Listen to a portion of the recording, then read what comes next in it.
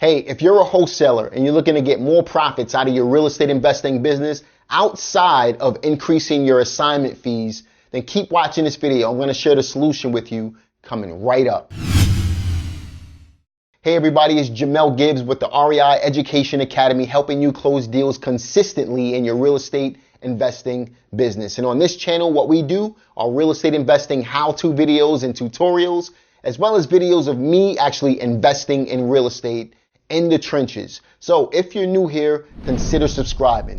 And at any point in this video, if I mention any resources, those resources will be linked in the description box below in case you want to get started with them right away. So with that said, let's go ahead and jump into today's video. Today, I wanted to talk to you about the importance of diversifying outside of your wholesaling business. The reason why I say that is because, I've experienced a market crash. I've been in the business since 2002, and we'll talk about that in just a couple of minutes. But, I really don't want you to back yourself against a wall when it comes to your wholesaling business. Now, don't get me wrong. Wholesaling real estate, it's a great way to build quick cash.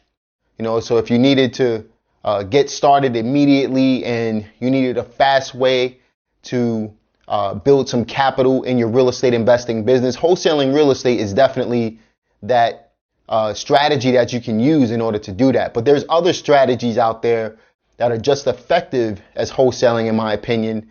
And the good thing about these strategies is you're not going to be leaving money on the table. And I'm going to talk about some of these in today's video. The reason why I'm bringing this up is because wholesaling real estate, although it's a great investment strategy, you always want to have it as part of your arsenal in your real estate investing business.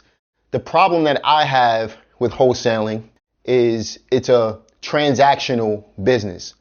What do I mean by that? So basically, when it comes to wholesaling real estate, you do a deal, and then once that deal is done, then that's the end of that relationship. So it's a very transactional style business. It's a type of business model where you're only as good as your last deal.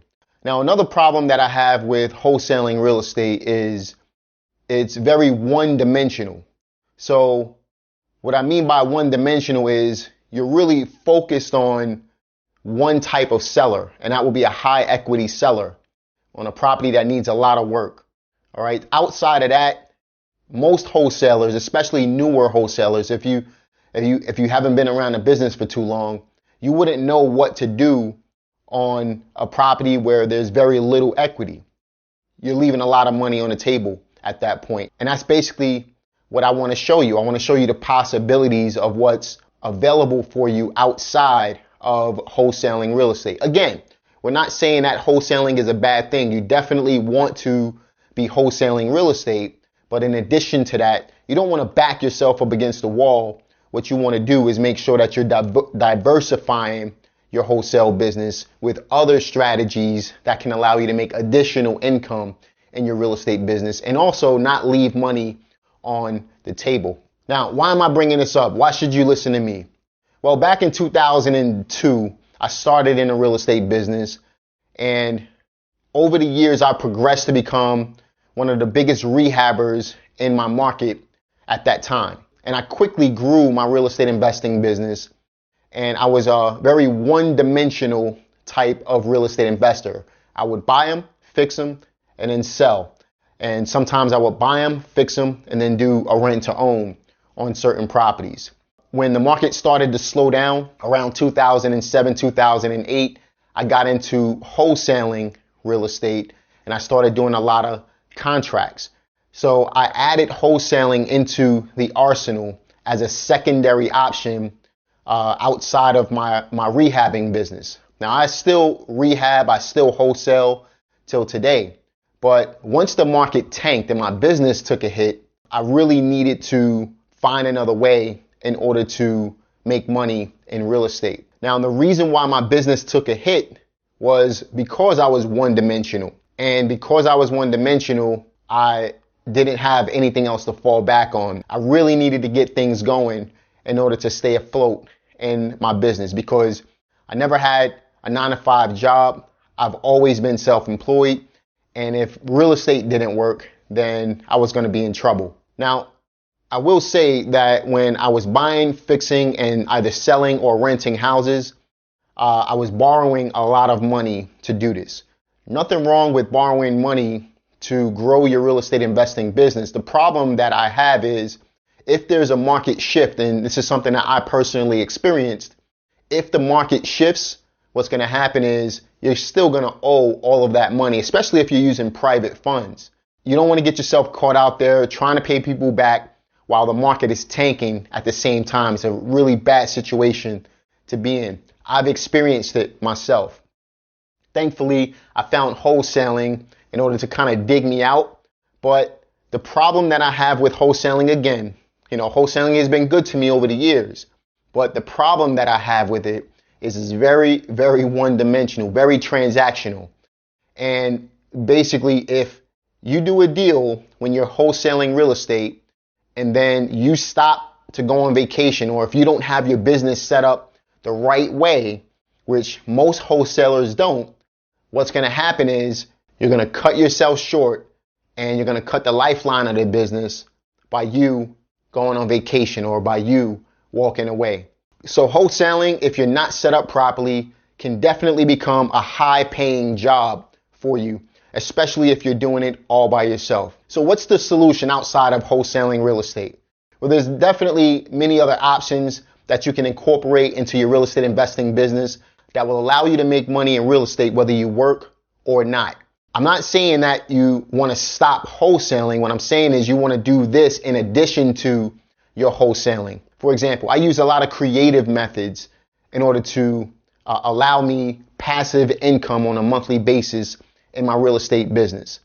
And the strategies that I use and the strategies that I actually want to show you over the next few weeks in regards to creative real estate investing will allow you to not only get those wholesale-like checks. I'm not saying that they're wholesale checks.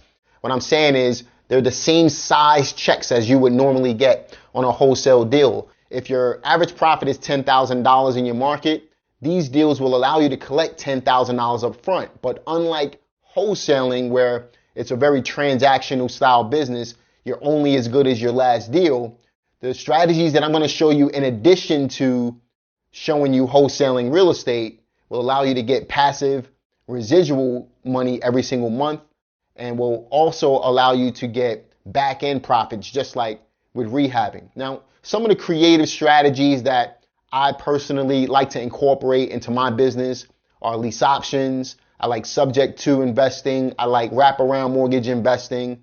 I also like owner financing, which is one of my favorites. I really like lease options and owner financing. Subject to, it just depends on the situation. But if it all boiled down to choosing one of these types of deals, one of them will allow me to get a deal. And because of these strategies, I'm able to do literally 5 times more deals than the average investor because I provide more services as opposed to other investors. Now, just to talk a little bit about some of these strategies, when it comes to lease options, that's basically leasing a property with an option to purchase the property. You don't really need any of your own cash or credit to do this. And I'm going to do a separate video explaining this in its entirety if that's something that you guys are interested in. In addition to that, subject to investing is basically taking over the seller's debt. And this allows you to, again, when you sell the property, you can make money up front, make money every month, and make money on the back end, just like with lease options as well.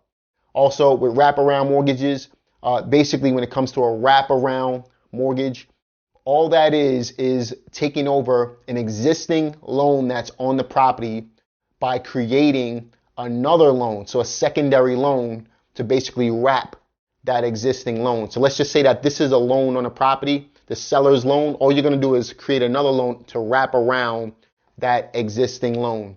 And then finally, you have owner financing, which is basically the seller becoming your bank. The benefit of using seller financing, though, is you never have to pull your credit. You don't have to do anything that the traditional banks will ask you for when it comes to doing this type of deal. Those are just the top 4 that I like to use. Again, you have lease options, you have subject to investing, wraparound mortgages, you have owner financing. I incorporate these in addition to my wholesale profits and my rehab profits. And this allows me to do a lot more deals than the typical real estate investor. So the beautiful part about this is I can literally create deals out of thin air. Now, if you want to hear more about these strategies, do me a favor, leave a comment below. Let me know which strategy you're more interested in, whether it be subject to lease option, whether it be wraparounds, or whether it be owner financing, whatever the case may be. Let me know what you're interested in. Like this video, subscribe to my channel, click the notification bell so that when I do release these videos, which will be sometime over the next few days, you'll be able to be notified when these videos are released. This is Jamel Gibbs, and I'll talk to you later. Take care.